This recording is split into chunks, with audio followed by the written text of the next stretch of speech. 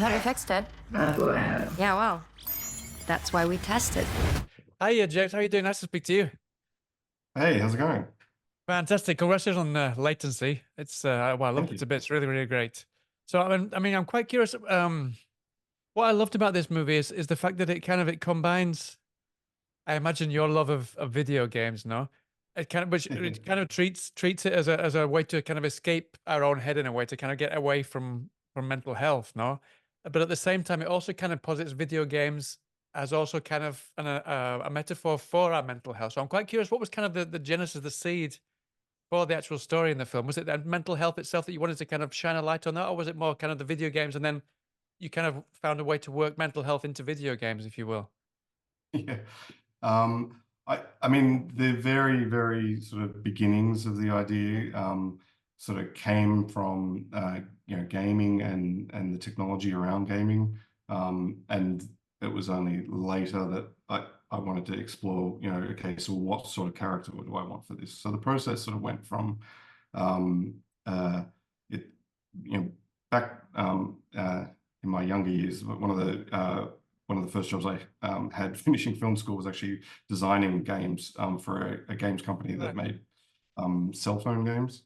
And we had people who'd come in now and then who would test the games. And I thought that was just the coolest job that I'd ever heard of. And the idea of being paid to play games just sounded too good to be true. And so that sort of logged away as an interesting job for a character to have. Right. And then many years later, when I was reading an article about brain-computer interface technology, those sort of two ideas collided and sort of triggered this writing process. But then for me, the question, and this is where it comes to the sort of mental health and the character, the question that I then asked myself while writing the script was, okay, so in this world where this technology exists, what happens if you have something that can read your mind, but what happens if that mind is already damaged? If there's trauma, pre-existing trauma in that. So that's where the character of Hannah sort of started developing, and the sort of generational trauma that she sort of comes to the story with, and then the Omnia, the brain-computer interface, sort of unlocks that. And then it manifests in the world around her. So that's how it started. Yeah. That's the main genesis. But I mean, you said there that it kind of manifests. And obviously, I don't want to give too much of the film away, but the way it manifests. I mean, having suffered anxiety for a long time. Obviously, I've not suffered agoraphobia. Having suffered kind of certain things, it was some of the scenes were really triggering because it felt so realistic from kind of panic attacks that I haven't had in the past. How did you kind of go about? I mean, you say that, wow, I imagine that's something that maybe you haven't gone through yourself. How did you actually kind of focus the way that you wanted to film it so that it did feel like we were kind of suffering what this character was going through there? Yeah, I mean, wow, just comes from, I'm just so glad that's how it came across. I mean, I always knew that, I wanted the audience to be with Hannah and sort of experience it, with her. So, the production design, the set was always going to be claustrophobic. It was always, and whenever there's those moments where she's getting into sort of anxiety-driven moments, we come in very close on her and, really get to see that in Hannah's face and sort of, and often quite, to linger in those moments. Some of those moments where she's gone through that, we hang with her. We don't just cut away to something else, and we stay there and sort of draw it out because it's not that simple. You can't, in real life, you can't just cut away from and so I really wanted that to keep the audience with her and sort of experience that process with her. And I also know Sasha, as part of her pre-production process getting ready for the role, did her own sort of research into anxiety and panic attacks and talk to doctors and things like that. Mm-hmm. I mean, I don't want to give too much away about the CGI in the film, but obviously because it is focused around video games, there is some CGI.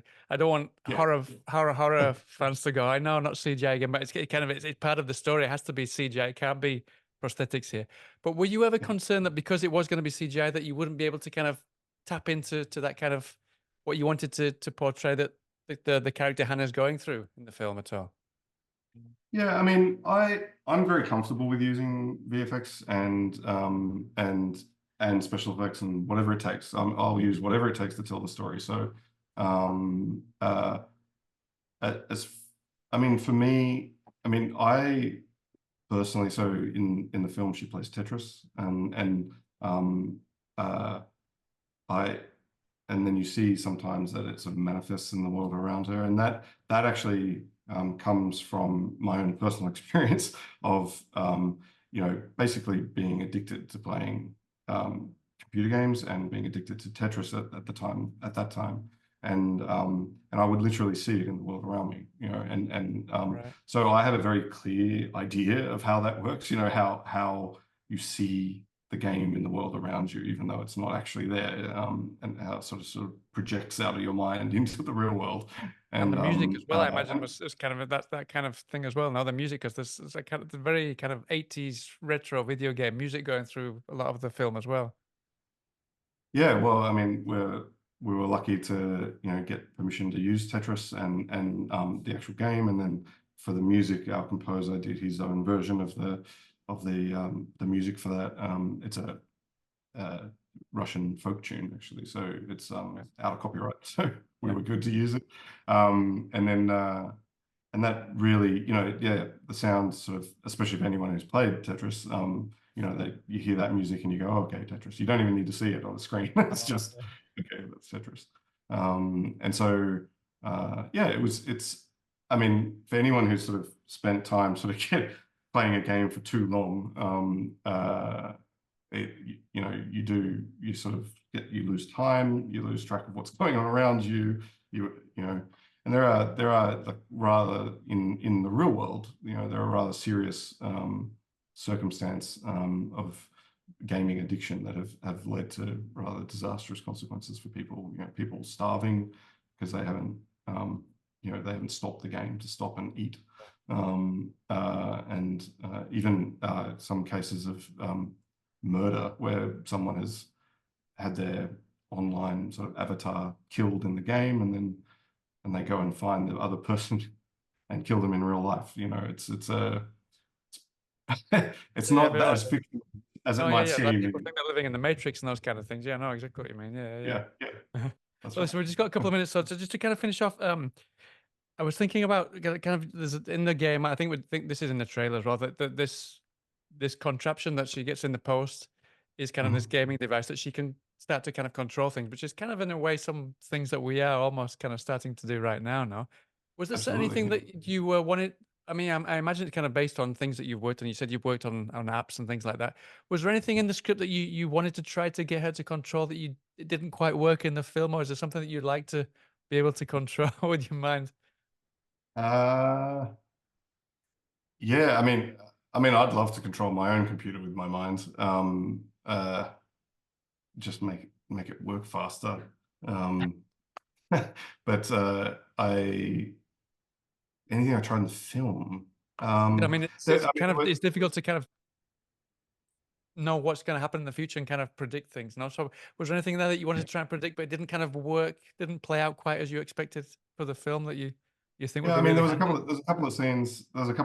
Well, one in particular I'm thinking of that ended up on the cutting room floor, and it wasn't that we just didn't have the resources to pull it off in post, and that was a we tried we tried, but it was very very very hard to pull off, and had to sort of let it go. Otherwise, we were not going to be able to do any of the other stuff because we would have had to put all of our resources into this one scene. But I mean, hopefully, losing it didn't break the story. But it was sort of a way of showing the extreme use of this device to sort of augment the world around her. So, because there's sort of multiple pieces of technology that are in the film that are on the way. They're not quite there yet. Like they're not up to the level that is shown in the film.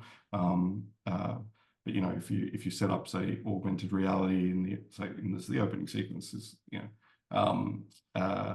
if you set that up as sort of existing and working, then later on,